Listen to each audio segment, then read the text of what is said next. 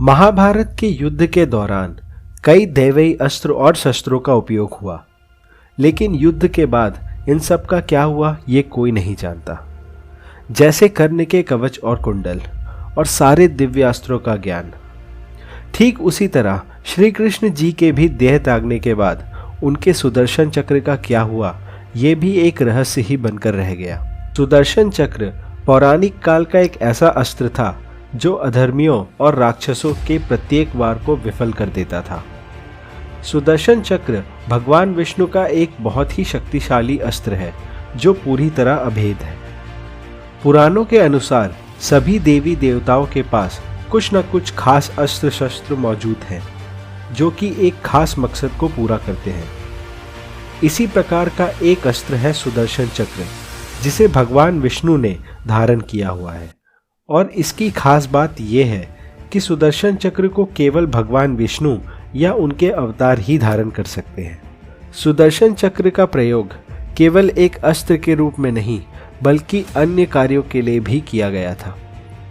जब भगवान शिव माता सती के पार्थिव शरीर को अपने हाथों में उठाए संसार में दर बदर भटक रहे थे, तब भगवान विष्णु ने ही अपने सुदर्शन चक्र से माता सती के पार्थिव शरीर के 51 हिस्से किए थे, जिससे आखिर में शिव जी शांत हुए।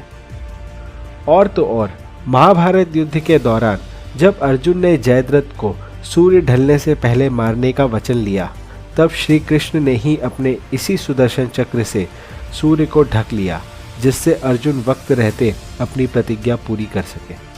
लेकिन महाभारत युद्ध के बाद से सुदर्शन चक्र का कोई वर्णन नहीं मिलता। कई वेदों और पुराणों में सुदर्शन चक्र का वर्णन अलग अलग तरीके से किया गया है। शिव पुराण के अनुसार सुदर्शन चक्र का निर्माण भगवान शिव ने किया था। भगवान शिव ने ये भगवान विष्णु जी को सृष्टि के संचालन के लिए दिया था। अन्य पुराण के हिसाब से सुदर्शन चक्र का निर्माण विश्वकर्मा जी ने किया था। विश्वकर्मा जी ने सूर्य के अभेद राख से 3 वस्तुओं का निर्माण किया, जिनमें पहला था पुष्पक वाहन, दूसरा था त्रिशूल और तीसरा था सुदर्शन चक्र। जबकि ऋग्वेद में सुदर्शन चक्र का वर्णन अलग ही तरीके से किया गया है। सुदर्शन चक्र को समय का चक्र बताया गया है जो समय को बांध सकता है। महाभारत युद्ध में जब श्री कृष्ण ने अर्जुन को अपना विराट रूप दिखाया, तब उन्होंने सुदर्शन चक्र के इस्तेमाल से ही समय को रोक लिया था। रुके हुए समय में ही कृष्ण ने अर्जुन को भगवत गीता का पूरा ज्ञान दिया था। और तो और महाभारत युद्ध होने से पहले श्री कृष्ण ने ये प्रतिज्ञा ली थी कि वे युद्ध में किसी भी अस्त्र या शस्त्र का प्रयोग नहीं करेंगे। किंतु युद्ध में एक समय ऐसा आ गया था जब श्री कृष्ण ने अपनी प्रतिज्ञा तोड़ने का विचार बना लिया था। दरअसल महाभारत का युद्ध 18 दिनों तक चला था। तीसरे दिन जब श्री कृष्ण ने देखा कि पितामह भीष्म पांडव पक्ष के लाखों सैनिकों को मार चुके थे और फिर भी अर्जुन उन पे पूरी शक्ति से बाण चलाने से संकोच कर रहे थे, तब श्री कृष्ण ने गुस्से में आकर ये कहा कि अब मैं स्वयं अपना चक्र निकालकर भीष्म और द्रोण के प्राण लूंगा और धृतराष्ट्र के सभी पुत्रों को मारकर पांडवों की जीत को सुनिश्चित करूंगा। श्री कृष्ण ने जब अपना चक्र उठाया, उस दौरान उनके पैर जैसे ही धरती पर पड़े मानो पृथ्वी कांपने लगी। सुदर्शन चक्र के गर्जन से पूरा युद्ध भूमि कांप गया। बहुत से योद्धा श्री कृष्ण के इस रूप को देखकर भयभीत हो गए।